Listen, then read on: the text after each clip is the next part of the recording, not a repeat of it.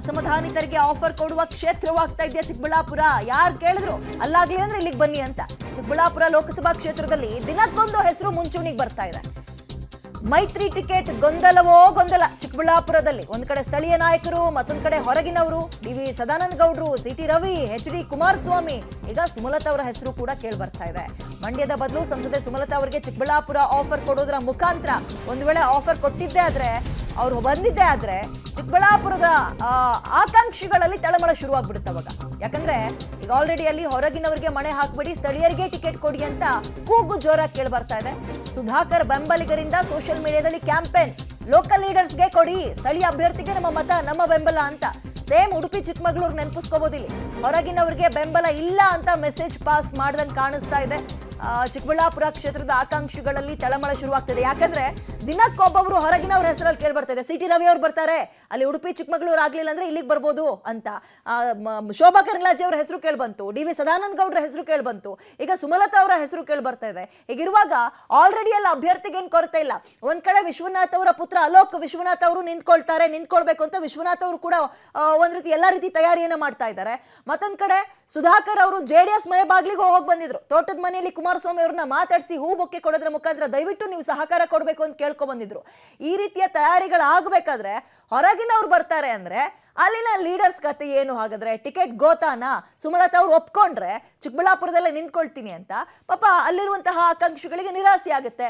BJP ಪಾಳ್ಯದಲ್ಲಿ ಹೆಂಗಾಗ್ತಾ ಇದೆ ಅಂದ್ರೆ ticket announce ಮಾಡೋಕ್ಕಿಂತ ಮುಂಚೆ ಆಕಾಂಕ್ಷಿಗಳ ಒತ್ತಡ, ಅನೌನ್ಸ್ ಆದ್ಮೇಲೆ ಅಸಮಾಧಾನ ಭುಗಿಲೇಳ್ತಾ ಇದೆ. ಕೊನೆಯದಾಗಿ ಇವರು ಒಂದು 5 ಕ್ಷೇತ್ರ ಉಳಿಸ್ಕೊಂಡಿದ್ದಾರೆ. ಅದರಲ್ಲಿ ಚಿಕ್ಕಬಳ್ಳಾಪುರ ಕೂಡ ಒಂದು. ಚಿಕ್ಕಬಳ್ಳಾಪುರದಲ್ಲಿ ಅಭ್ಯರ್ಥಿಗೆ ಕೊರತೆ ಇಲ್ಲ, ಅಭ್ಯರ್ಥಿಗಳ ಸಂಖ್ಯೆ, ಆಕಾಂಕ್ಷಿಗಳ ಸಂಖ್ಯೆ ಹೆಚ್ಚಾಗ್ತಾ ಇದೆ.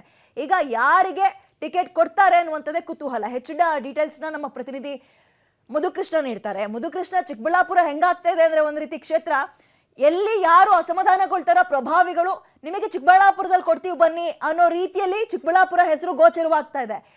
ಸ್ಥಳೀಯವಾಗಿ ಜನರ ಅಭಿಪ್ರಾಯ ಅಥವಾ ಬೆಂಬಲಿಗರ ಅಭಿಪ್ರಾಯ ಏನ್ ಕೇಳಿ ಬರ್ತಾ ಇದೆ? ಡೀಟೇಲ್ಸ್ ಕೊಡೋದಾದ್ರೆ. ಖಂಡಿತ ವಿದ್ಯಾ, ಈಗಾಗಲೇ ಕೂಡ ಚಿಕ್ಕಬಳ್ಳಾಪುರ ಲೋಕಸಭಾ ಕ್ಷೇತ್ರದಲ್ಲಿ ಒಂದು ಕಡೆ ಕಾಂಗ್ರೆಸ್ನಿಂದಲೂ ಕೂಡ ಟಿಕೆಟ್ ಘೋಷಣೆಯಾಗಿಲ್ಲ, ಈ ಕಡೆ ಬಿಜೆಪಿಯಿಂದಲೂ ಕೂಡ ಟಿಕೆಟ್ ಘೋಷಣೆಯಾಗಿಲ್ಲ. ಒಂದು ಕಡೆ ಎರಡೂ ಕಡೆ ಪ್ರಮುಖ ಪಕ್ಷದ ಕಾರ್ಯಕರ್ತರಲ್ಲೂ ಕೂಡ ಒಂದು ರೀತಿಯ ಗೊಂದಲ ಮನೆ ಮಾಡಿದೆ. ಯಾರಿಗೆ ಟಿಕೆಟ್ ಅನ್ನೋಂಥ ಪ್ರಶ್ನೆನ ಎಲ್ಲರೂ ಕೂಡ ಕುತೂಹಲಕರವಾಗಿ ಕೇಳ್ತಾ ಇದ್ದಾರೆ, ಕಾಯ್ತಾ ಇದ್ದಾರೆ ಯಾರಿಗೆ ಟಿಕೆಟ್ ಆಗುತ್ತೆ ಅಂತಕ್ಕಂಥದ್ರಲ್ಲಿ.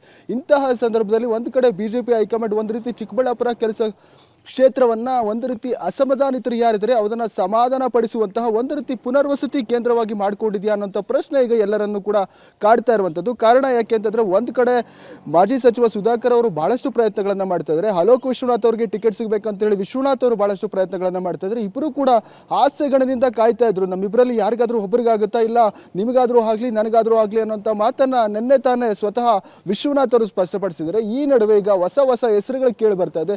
ದಿನಕ್ಕೊಂದು ಹೆಸರು, ಅದರಲ್ಲೂ ಕೂಡ ಸಿ.ಟಿ. ರವಿಯವರ ಹೆಸರು ಕೇಳಿ ಬಂದಿತ್ತು. ತದನಂತರ ಸದಾನಂದ ಗೌಡರ ಹೆಸರನ್ನ ತೇಲಿ ಬಿಡಲಾಯಿತು. ತದನಂತರ ಈಗ ಕುಮಾರಸ್ವಾಮಿ ಅವರನ್ನ ಕೂಡ ಅಮಿತ್ ಶಾ ಅವರು ಸ್ವತಃ ಆಫರ್ ಕೊಟ್ಟರು ಅನ್ನೋಂಥ ಮಾತು ಕೇಳಿ ಬಂದಿತ್ತು, ಕೂಡ ಅದು ಸತ್ಯ ಆಗಿತ್ತು. ಹಾಗಾಗಿ ಕುಮಾರಸ್ವಾಮಿ ಅವರು ಅದನ್ನ ತಿರಸ್ಕಾರ ಮಾಡಿದ್ರು ಅನ್ನೋದು ಕೂಡ ಅಷ್ಟೇ ಸತ್ಯ. ನಿನ್ನೆವರೆಗೂ ಕೂಡ ಕುಮಾರಸ್ವಾಮಿ ಅವರು ಇಲ್ಲ ನಾನು ಚಿಕ್ಕಬಳ್ಳಾಪುರಕ್ಕೆ ಹೋಗೋದಿಲ್ಲ, ನಾನು ಈ ಸರಿ ನಿಲ್ಲೋದೇ ಇಲ್ಲ ಅನ್ನೋಂಥ ಮಾತುಗಳನ್ನ ಸ್ಥಳೀಯ ಜೆಡಿಎಸ್ ನಾಯಕರಿಗೂ ಹೇಳಿದ್ದಾರೆ. ಹಾಗಾಗಿ ನೀವು ಯಾರು ಬಿಜೆಪಿ ಅವರಿಗೆ ಕೊಡಿ ಅನ್ನೋಂಥ ಮಾತುಗಳನ್ನ ಹೇಳ್ತಿದ್ದಾರೆ. ಹಾಗಾಗಿ ಈಗ ಬಿಜೆಪಿಯಲ್ಲಿ ಕೊಡೋದಾದ್ರೆ ಈಗಾಗಲೇ ಕೂಡ ಬಹಳಷ್ಟು ಪಕ್ಷ ಸಂಘಟನೆ ಮಾಡಿರುವಂತಹ ಮಾಜಿ ಸಚಿವ ಸುಧಾಕರ್ ಅವ್ರಿಗಾದ್ರೂ ಕೊಡಬೇಕು, ಇಲ್ಲ ಅಲೋಕ್ ವಿಶ್ವನಾಥ್ ಅವ್ರಿಗಾದ್ರೂ ಕೊಡಬೇಕು.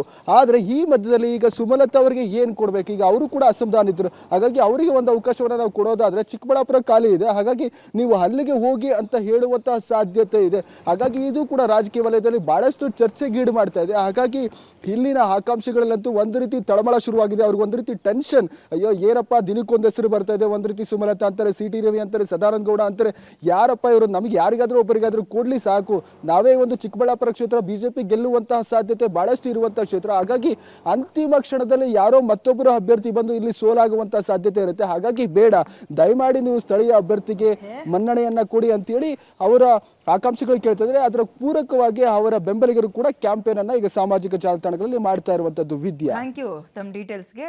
ಚಿಕ್ಕಬಳ್ಳಾಪುರ ಒಂದ್ ರೀತಿ ಚಂದಮಾಮನ್ ಕತೆ ಆದಂಗೆ ಆಗ್ತದೆ. ಯಾರೆಲ್ಲ ಅಸಮಾಧಾನಿತರು ಇರ್ತಾರೋ ಅವರಿಗೆ ದೂರದಲ್ಲಿ ಚಿಕ್ಕಬಳ್ಳಾಪುರ ನೋಡಿ ಅಲ್ಲಿ ಕೊಡ್ತೀವಿ ಬಿಡಿ, ಅಲ್ಲಿ ಸಮಾಧಾನ ಆಗಿ ಅಂತ ತೋರಿಸ್ತಾ ಇರೋ ರೀತಿ ಕಾಣಿಸ್ತದೆ ಚಿಕ್ಕಬಳ್ಳಾಪುರ ಕ್ಷೇತ್ರ.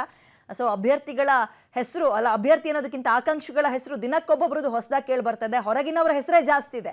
ಫೈನಲಿ ಯಾರು ಅಭ್ಯರ್ಥಿ ಆಗ್ತಾರೆ ನೋಡೋಣ.